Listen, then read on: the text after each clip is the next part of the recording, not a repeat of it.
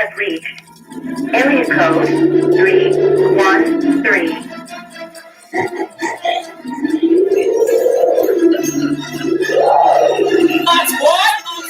All my live niggas in the 313.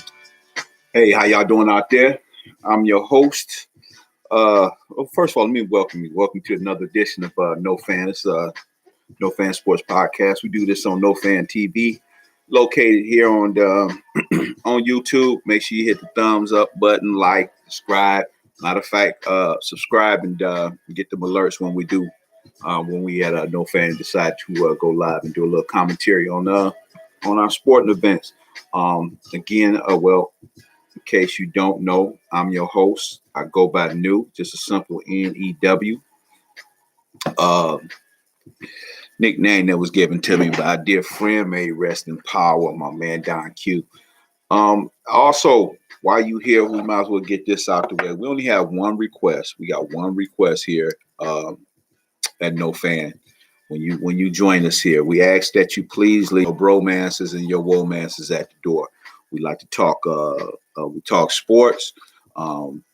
Pretty much just straightforward, black and white. Maybe a smidgen of gray. But if you come in here with those love affairs, you know the love affairs, the Bronnies, the Bradys. I mean, I'm like, I'm so tired of hearing about Brady, this GOAT thing, and I'm not even gonna get into that. That's a whole nother topic, whole nother category, because we still, if you really want to discuss it, Tampa Bay just needed somebody to at least cut them interceptions in half. They got their man.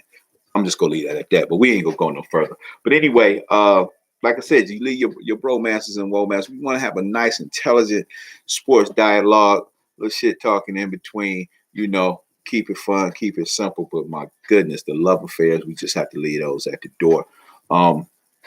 So over the weekend, man, we had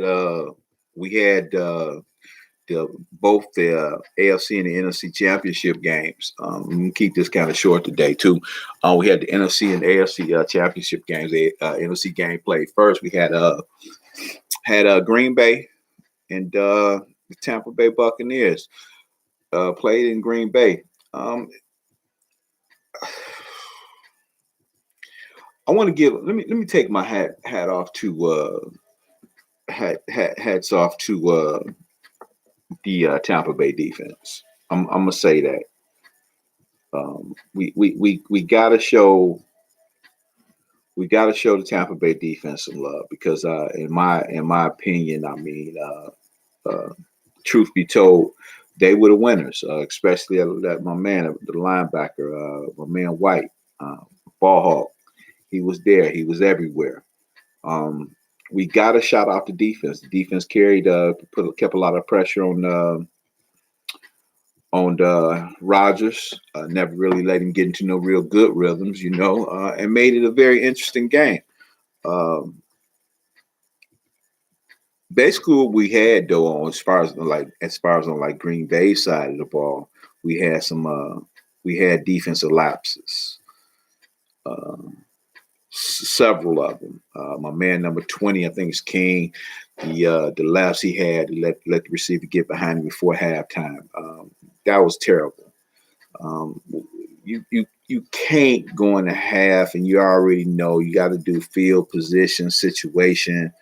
You do all of those things. You do all of those checks.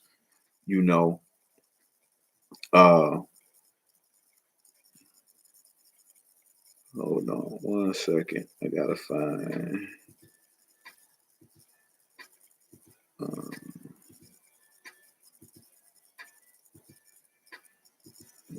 Okay.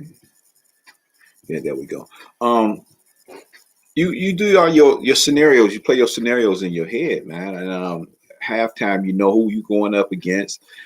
They have nothing to lose by going for something, a deep ball like that. You want to play, make sure the man does not get behind you. Anything up underneath you, offensively, you guys should be able to stop. But you definitely don't want your receiver to get behind. So that was just clear bonehead play.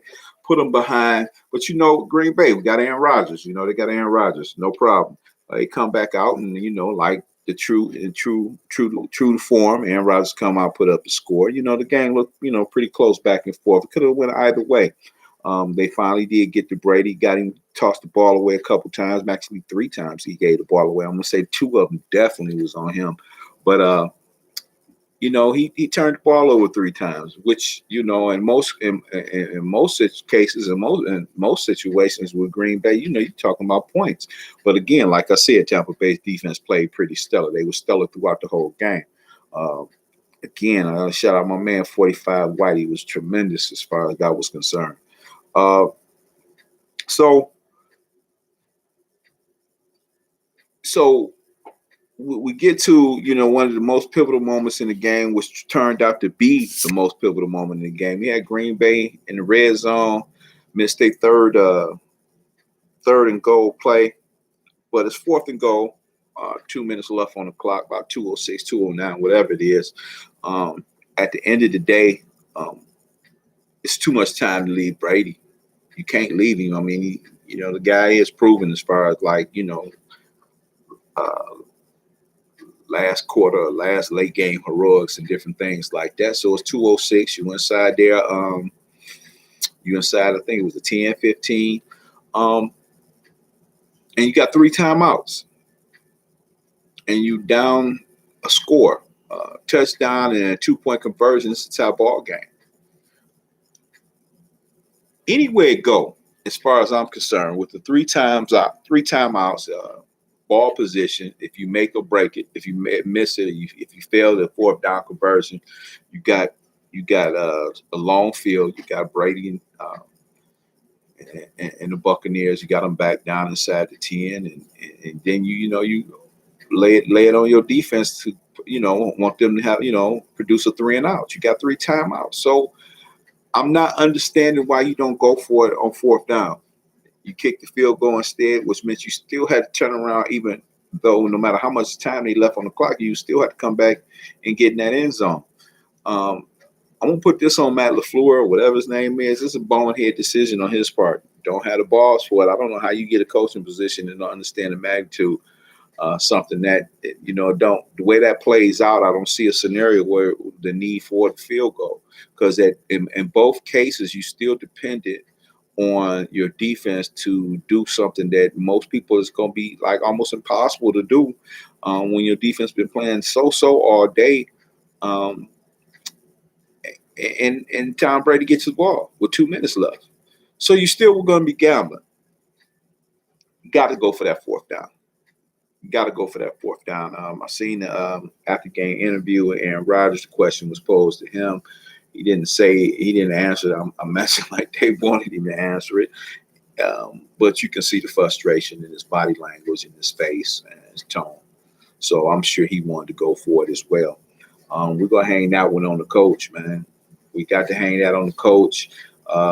Green Bay, some careless turnovers. We were in the game, had a chance to actually take Aaron Rodgers. Green Bay had a chance to go to the Super Bowl, but they came up short. Yes, it was a couple defensive penalties that weren't called that should have been called, but I'm for one. I'm going to be perfectly honest with you. I was never in favor of instant replay being instituted in the NFL. Era, that's part of the game. I mean, you know what I'm saying? I'm comfortable with that, but nonetheless, you should at least went for it 4th and goal. You got to go for it. 2 minutes left, all 3 of your timeouts. Come on, we got to go for that, man. Green Bay, if you need somebody that's got balls, man, to make a call like that, call me up. I can do that with my eyes closed. Then we finished up, but followed up with the AFC Championship game. We had my man, the Buffalo Bills versus Kansas City Chiefs. So basically, you had 2 young quarterbacks. One is already proven MVP, league MVP, I think, 2 Super Bowl MVPs, already got 1. And the other is finally coming to his own after, a couple of seasons. I want to say I'm a quarterback guru, but I always tell, I tell people all the time, especially one of my close friends, that, I'm looking at Josh Allen when they first drafted him, man, and I understood, we were, had our difference as far as, was he really that deal or he wasn't that deal. But like I told him then, I said I can understand why they drafted him. I see what they said, what they saw in him as potential. Very big arm, strapping young buck, athletic young man, tall, range. He got some weight on him, kind of a more athletic Ben Roethlisberger, I would say, at this particular stage in the game. But in these past 3 seasons, just that quick, he cleaned up his bad habits. I thought when he first came in the league, he was treating it as just having fun, like a kid game, so to speak. Pressed some issues, wasn't really reading defenses properly, but looked like he did his homework and he really sat down and he's really, Josh Allen, he's really into what he's doing. So you see the complete turnaround. But here's the funny thing, and I'm gonna leave with, I'm gonna say this, and then I'm gonna go on. I'm gonna go out. I'm gonna leave on with some food, just a final thought.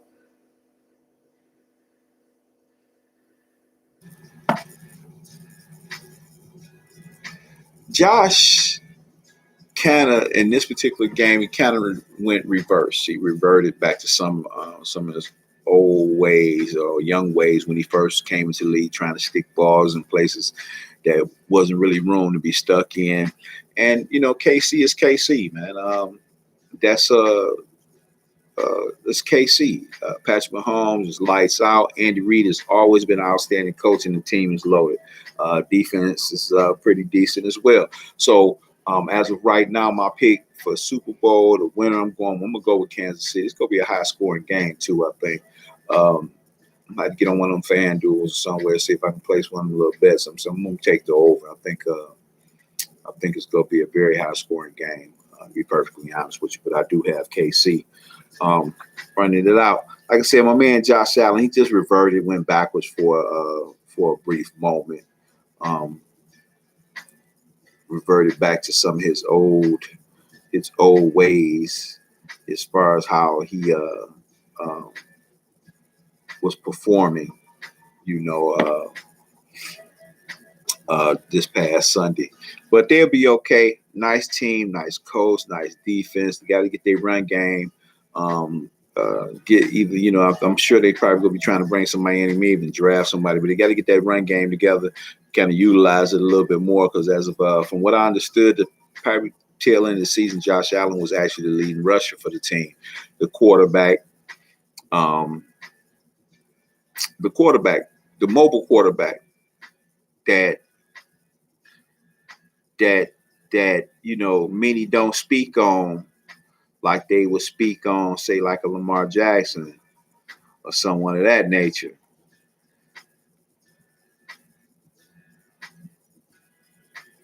One of those guys, and that leads me into my final thought.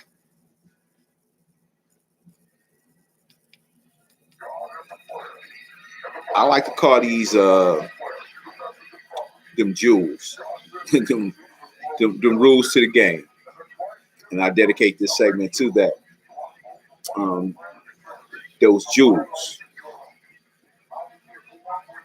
and I brought up Josh Allen and moving around in the term mobile, and things like that. I was watching NFL game there a few days ago, and it was Mariucci, Michael Irvin, and what's his name? Kurt Warner. And they was discussing like who would but this was the AFC Championship game, not the AFC, the game prior to this one just passed, when it was the Ravens and the Bills, and they would pose the question, who would be your quarterback for the future if you was to build a team right now between Josh Allen and Lamar Jackson. Now the funny thing is, both Mooch and Warner, they picked Josh Allen. And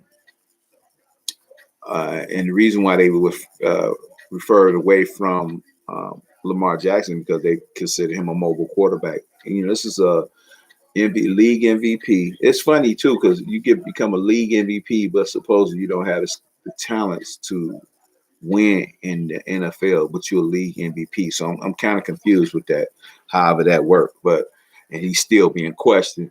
I think a lot of their problem though is with the Ravens' problem is with the offensive coordinator. He called a terrible game.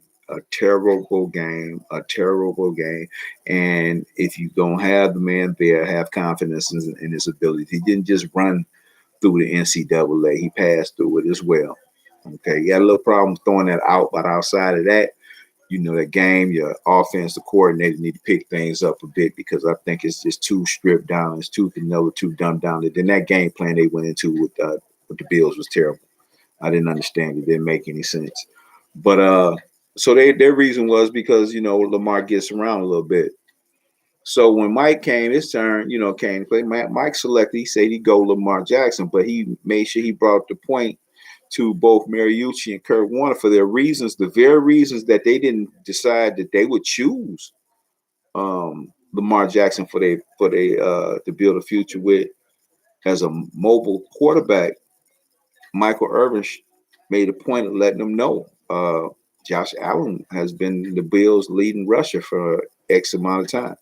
Long story short, the young man is a mobile quarterback as well.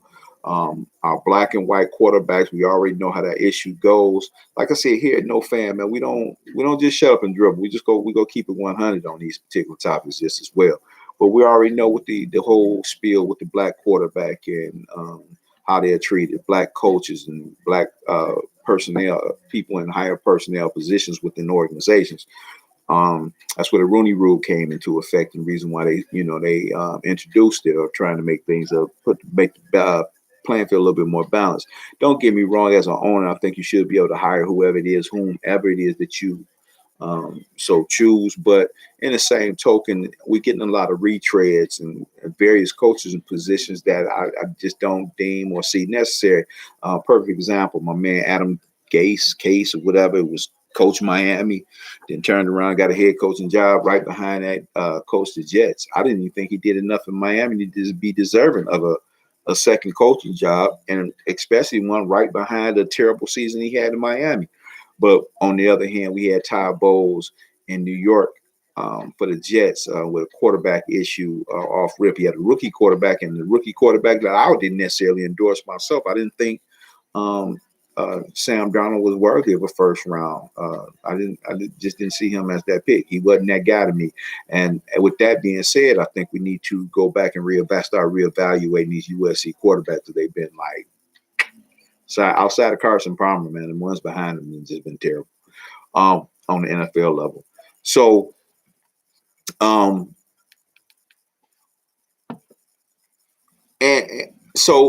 Gates gets another job. Ty Bowles get fired. What was Sam Weiss only had one season down in Arizona. What's my man? My man Lynn just lost his spot over there with the Chargers, with the LA Chargers. And between Lynn and Bowles, both of them had quarterbacking issues, man. You got young guys, they wasn't even there, let them long enough to establish them, the guy that they had, or find another guy. They just wasn't given no strength. It's no reason that Ty Bowles and my man Lynn shouldn't be still head coaches in the NFL right now. Right now, they talking about Leslie Frazier. Leslie Frazier ran a respectable program for Minnesota from years ago. Right now, they were speaking on he and Eric Bieniemy. They were going head to head over the weekend. Now, here's the funny thing about the Eric Bieniemy thing that I find. I just find. And I'm gonna leave y'all with it because I tried not to make this that low, but I find this to be so. This is a prime example why these changes need to be made, and you can see how they blatantly these black coaches personnel are just continuously being ignored, and you're dealing with the good old boys club where you just constantly just retreading coaches in positions that they Who's that defense coordinator? I can't even think his name right now, but he used to be a head coach for a minute. And Nolan's been a defense coordinator this year. It's terrible. But the one that I really really find disturbing, stay. The one that I really find disturbing though is the lack thereof, the attention that my man Eric Bieniemy is not down in state. The lack of attention that my man Eric Bieniemy is not getting, and the respect that he's not receiving from the rest of the NFL owners, and just the league in general. Here we got the man who's been OC and of the one of the most potent offenses that we've ever seen in NFL history. This thing is riding on the lines of we'll say the greatest show on turf. This is how exciting that particular offense is, and he's been the key figure in it for the past couple of years. Aside for the fact that he's coaching with and has been given those credentials from Andy Reid. And Andy Reid is like a coaching offensive guru in his own right. 3 straight NFC championships, 3 straight AFC championships. He already broke a record like in 2 different leagues, 2 different divisions, taking 2 different teams down there. And and for me, like I said, I chose KC. They're young enough to take this ride. The offense and defense is good enough for them to establish the ride and continue to ride. But Eric Bieniemy is the offensive coordinator. This monstrosity of a Kansas City offense that they got there, but yet he's still not a head coach in the NFL. And I know for sure every coach or every owner that's not currently playing for the NC playing for a Super Bowl championship, or teams weren't in the playoffs or didn't even had bad records, I'm sure they would love to have an offense the caliber of the Kansas City Chiefs. So why not hire the offensive coordinator? Again, I'm your host, man. I go by New Simple NEW. All the DMs, man, they're gonna be in the description. Make sure you like, follow, subscribe, thumbs up for me if you can. If you like what you hear, we're gonna be putting out some more work too, just the same. As I get it, I feel it's interesting, I feel it's a topic or deem it worthy of conversation. We put it out there. All right. I'd like to thank you for joining me, and we'll see you all later. Peace.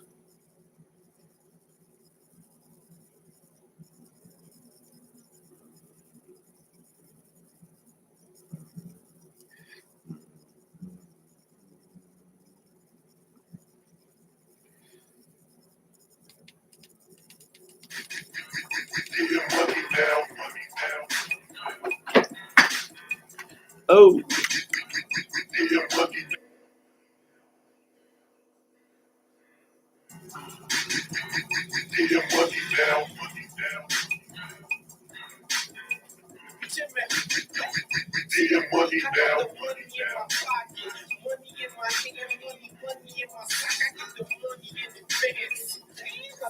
I try stopping them before I get through. When I go, like Monopoly balls, just shoot my dick to put they lips on.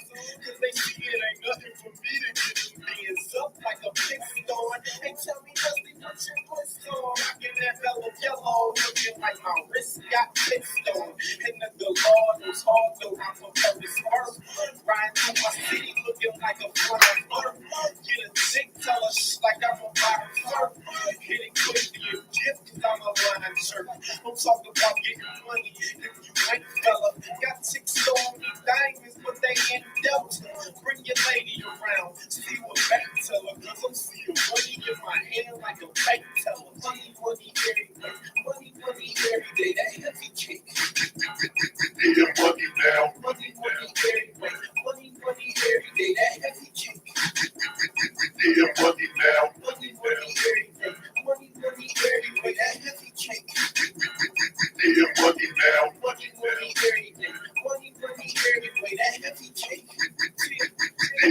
money now, money now. The attic, money in my shoes, money made fabric. My money smell new. Y'all ain't stopping the kid. I keep bread on me like the top of the fridge. Niggas mad cause my cash rich. And niggas see when I get it, it's gonna stay on me forever like a tattoo. Y'all must think that it's a taboo to some of the money, but it's funny. I handle it like Nash. I ain't nuts, but I'm cash too. Holding chicks on the clip cause my swag cool. I take them out for some fast food. They suck me up like a.